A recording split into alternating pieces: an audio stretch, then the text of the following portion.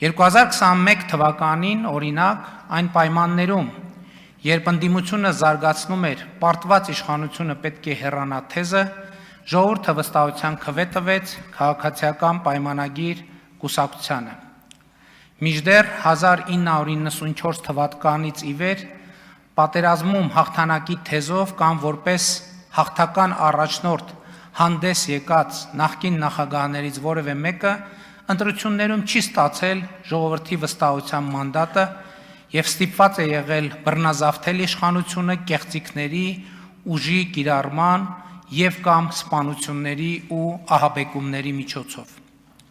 Այդպիսի մի փորձ էր, որ 2018 թվականին պսակվեց հեղափոխությամբ։